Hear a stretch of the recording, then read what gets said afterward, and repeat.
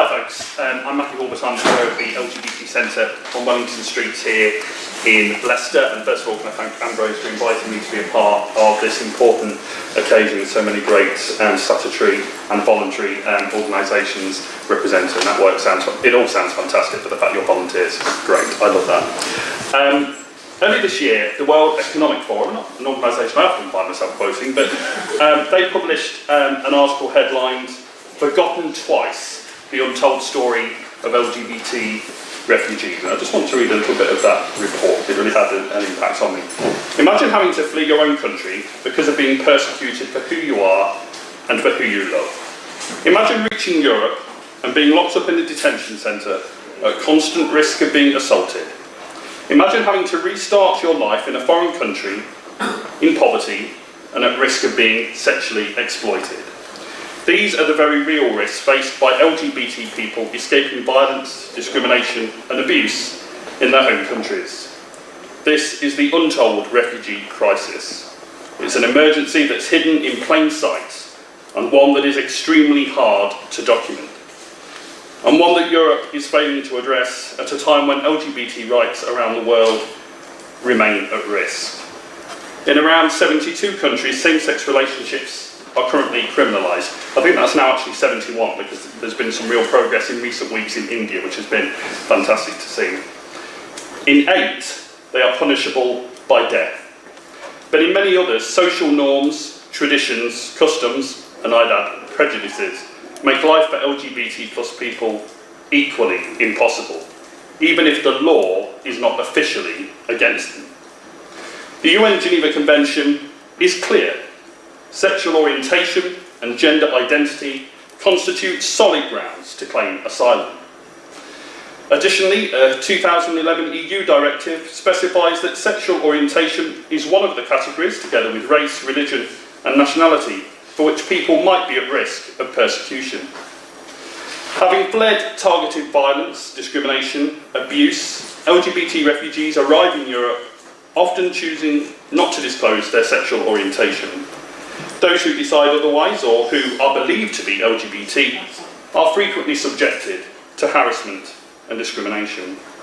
And the report goes on, according to UK LGIG, the UK Lesbian and Gay Immigration Group, and Stonewall, LGBT asylum seekers held in immigration centres across the UK have experienced abuse both from other asylum seekers and from staff members who fail to protect them from abuse, often lack basic understanding of LGBT issues, and even display discriminatory attitudes towards LGBT asylum seekers. And trans asylum seekers in particular are at risk.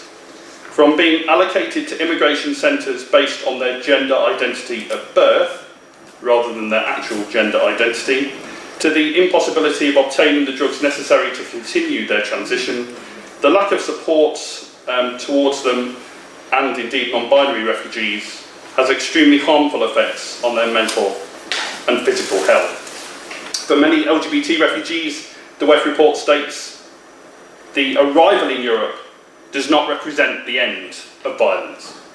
Instead, because of the lack of support from the diaspora immigrant community and the immigration system, they find themselves that they have no choice but to go back into the closet, hiding their sexual orientation in a way that is not acceptable.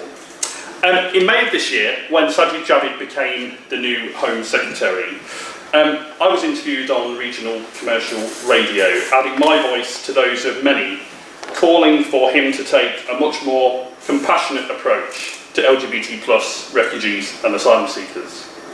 Now the jury's still out on whether or not the department under his watch will rise to that call. But one thing I can be certain of is that the LGBT Centre will continue to provide help, support and guidance to LGBT plus asylum seekers and refugees in Leicester, Leicestershire and Rutland, and advocacy on their behalf. We have a group called Free to Fly, which some of you may or may not be aware of, a social and support group for asylum seekers and refugees. That meets weekly at the LGBT Centre on Wellington Street, 1:30 to 4 p.m. on Thursdays. They very much took part in Leicester Pride recently, flying the flag for asylum seekers and refugees in our city and 2 counties at events just recently, which was fantastic. It would be great for them to be able to connect with some of your organisations. So if you want me to take contact details at the end, do get in touch with me. And I'll just end by saying this. Refugee rights are human rights, and we'll not stop fighting for them until they're all treated with the respect and dignity that is their right. Thank you.